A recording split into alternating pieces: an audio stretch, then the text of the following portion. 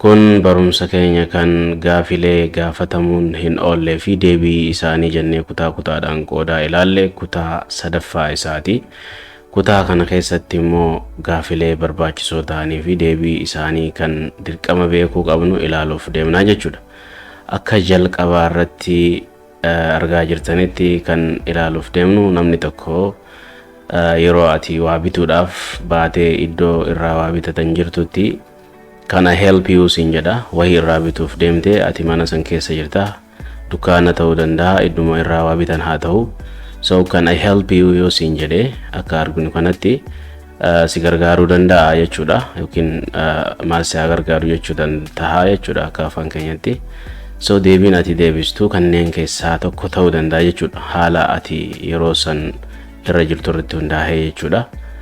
So fakkeenyaaf yoo gargaarsa kan hin barbaanne taate wantuma san meeshaa bituu barbaaddu yookiin qoodicha bituu barbaaddu sana ilaalaa jirtu yoo ta'e no thanks jetteeti san booda I'm just browsing jettee jechuudha. I'm just browsing galatoomi. Okay, ilaalaatuman jira jechuudha. Akkuma agarru kana akkaataan itti dubbisnu no thanks I'm just browsing jenna jechuudha. Ilaalaatuman jira galatoomi amma dura jechuudha. So akkas jennee deebisna yeroo wanta san bituurra murtii bituurra hin gahin jechuudha. Inni biraa kan deebii ta'uu danda'u yoo gargaarsa namicharraa barbaaddu ta'e fakkeenyaaf huccuu yoo ta'e wanni suni isa ati barbaaddu yoo guddaa ta'e yookiin xiqqaa ta'e wanticha ati barbaaddu fakkeenyaaf yes jettaan jalqaba irratti kana help you siin jedhee ture maal si gargaara jedhee ture yookiin gargaarsa barbaaddaa jedhee ture. Yes jettee deebiste san booda do you have this in large size? Eeyyee isa kana guddatti ni qabdaa jettee deebiste. Maaliif jennaan dura irratti can I help you jedhee waan si gaafateef si gargaaruu jedhee waan si gaafateef jettee deebiste san booda isa kana guddaatti ni qabdaa yookiin immoo xiqqaatti ni qabdaa jettee wanta bituu deemtu san gaafachuu yoo barbaadde akkasitti deebista jechuudha. Irra yoo deebinee ilaallu yes do you have this isa kana jechuudha in larger size guddatti ni qabda yookiin immoo smaller size jettaan yoo xiqqaa barbaadde jechuudha.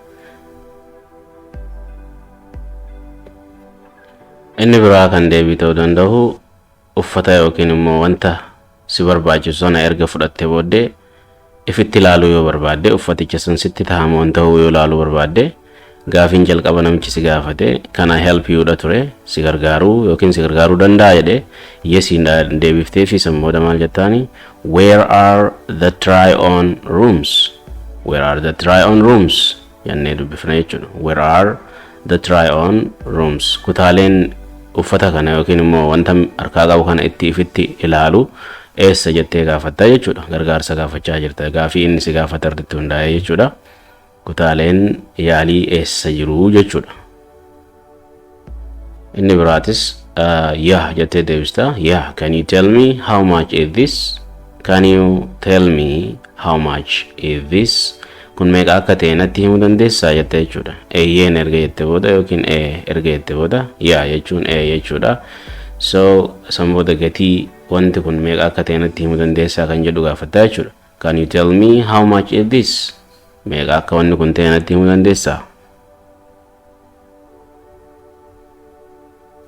Yookiin immoo yeah I'm looking for something under $30 jettee jechuudha. Maaliif wanta ati qabdu $30 wanta sanii gadi barbaadda taanaan gargaarsa ati amma barbaaddu nama kanarraa gaafii innis gaafate irratti hundoofte yeah I'm looking for something under $30 wanta $30 gadi ta'e yoo jiraate gargaarsa isan barbaada jechuu sirraa kana jechaa jirta.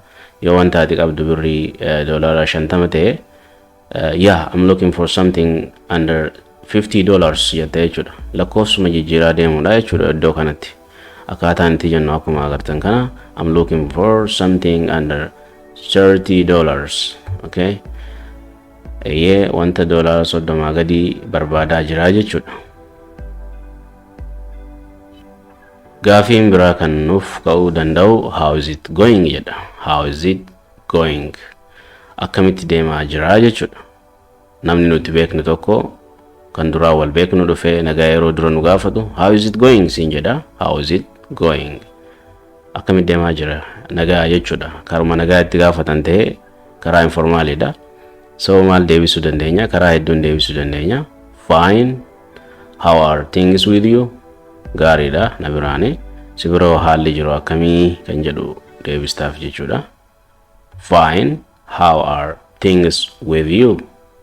Gaariidha haalli si bira jiru akkam fakkaataa jechuudha. Do you really wanna know jedha.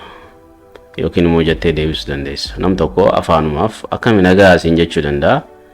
Dhuguma wanta ani irra jiru baruu barbaaddaa jettee yeroo gaafachuu barbaaddutti do you really wanna know yookiin do you really want to know. Dhuguma beekuu barbaaddaa jettee gaafataa jechuu atis deebistee. Gaafiin inni nuuf ka'uu danda'u kan biraa how are you feeling? How are you feeling? Maaltu sitti dhagahamaa jira jedhee nam tokko yoo si gaafatatee deebisaan jalqabaa yookiin kan nuti deebisuu dandeenyu tarii akkana ta'uu danda'a jechuudha akka amma agartan kan. I'm alright. I'm alright. I'm alright jennee deebisnaaf nagaa kooti nagaan qabaa nagaa jechuudha. Yookiin immoo like I need a vacation. Like I need a vacation. Kan maal jechuudha akka boqonnaa na barbaachisuuti. Maaliif jennaan maaltu si dhagahame jedhee jalqabarra waan na gaafateef wanti an yeroo sanitti an barbaadaa jiru boqonnaa taanaan like I need a vacation.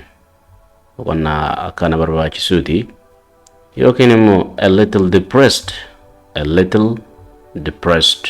Xiqqoo nan dhippadhe yookiin dhiphinaan natti dhagahamaa jira jechuudha jechuudha. A little depressed.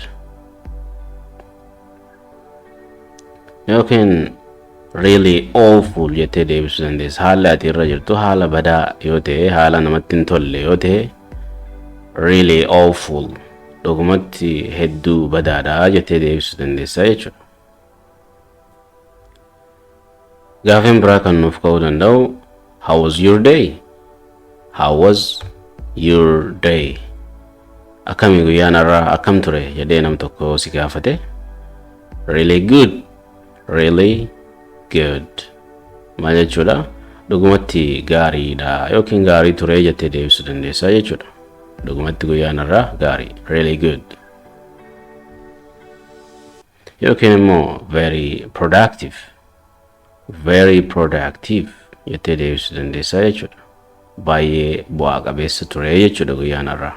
Yoo wanta barbaachisu akka barbaachisutti hojjettee jiraatte it is very productive. Very productive jettee deebistaa jechuudha.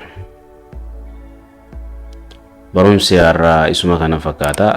Kutaa itti aantuun hanga walitti deebinutti nagaan turaa isiniin jenna.